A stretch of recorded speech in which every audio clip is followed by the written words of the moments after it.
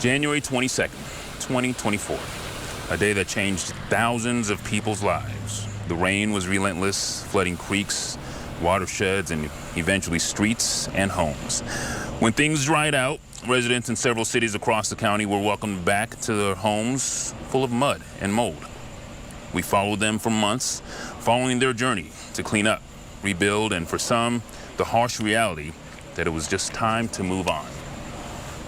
For everyone that wasn't impacted, it's very easy to just kind of carry on, move on with life, and forget about the victims here, but we won't. We are following through.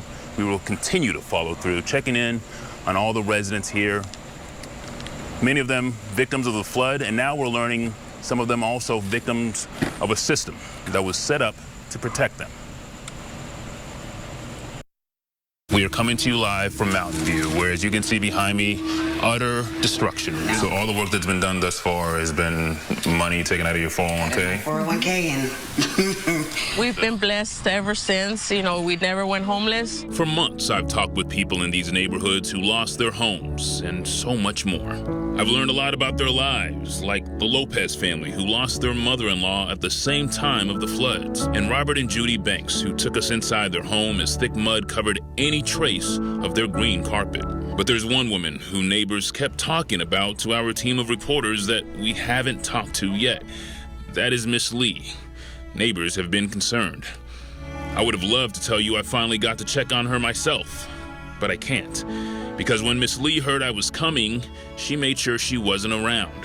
So instead of showing her, I'll show you the nails where her floor is supposed to be, the spider webs where her walls are supposed to live, and the makeshift bed where she is not supposed to be sleeping. And you said she's been living here for the last 3 weeks. Yeah. How does someone live in these conditions? Well, she hid it from us at first. She didn't want anybody to know. And then because I travel, go back and forth, I came back a couple weeks ago to try to start the rebuilding, and I knocked on the door and I saw she was living here. Ty Waller says he doesn't know whether to call his aunt camera shy or self-conscious, but he says she's been living in her Mountain View home for the last month, ever since her housing money from FEMA ran out. And for that, he doesn't know whether to call her proud or stubborn. We didn't recommend that to her, trying to help her out, but that's something she wants to do. That's kind of why we're in a hurry to see what we can do to get this back to where she can be at home. Because she was even afraid to leave when the flood came, right? Yeah, they had to talk her out of it. This is before I got wind of it. Growing mold was the only way they talked the 69-year-old woman out of not staying put after the January 22nd flood brought 5 feet of water inside. With no insurance and limited resources, the last 7.5 months have been a slow rebuild, mostly out of pocket. And I would hire out a couple of my buddies for their work when I could get them. But when they found out all the work was involved, it's hard to keep people coming every day. Finally, some good news came her way when she qualified for a grant from the San Diego Housing Commission.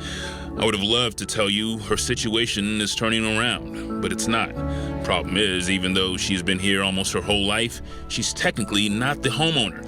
The deed is still in the name of a family member who died, and she was told it'll take months, if not years, before that paperwork gets sorted out and she can qualify for the money. She's the perfect model of the type of person that we are trying to save before it's too late. Though we still have money left over from the Housing Commission, though she does qualify, but if we can't cut through those red tapes fast enough, then all the resources and all the money will dry up and she'll be left with living here or being homeless. And this is definitely not conditions that she need to be living in. I mean, this is one step above homeless. Oh yeah, exactly. I would have loved to end this story telling you Miss Lee's home will be renovated soon, but just like so many other flood victims, she is still waiting on a miracle. How does that make you feel knowing your aunt is living in these conditions? Well, it's very sad. When you look at somebody that is willing to live this way, and really, there's a lot of people, when I think about that, are doing the same thing because the resources are so short. And you saw Armand Harvey of the Harvey Family Foundation in the story there with a walker. He tells me the doctors are trying to figure out, but they believe that his injuries may actually have stemmed from trying to help some of the flood victims themselves. But he tells me that's not even the most frustrating part for him.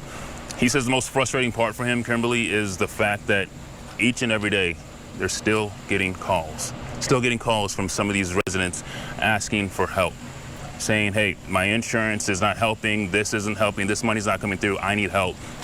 But for them, they want to help. Harvey Family Foundation wants to help, but the resources are just depleting, and they only have a limit of what they can do before their depleted funds fully run out. So that's where you come in. If you want to help donate to some of these victims who are still trying to get back in their homes, or in some cases like Miss Lee, living in conditions they should not be living in, you can donate to the Harvey Family Foundation. The link is on our website, 10news.com, under the Resource Center tab. Kimberly, back to you. We have to get Miss Lee that help she needs. Thank you for bringing that to us, Wale.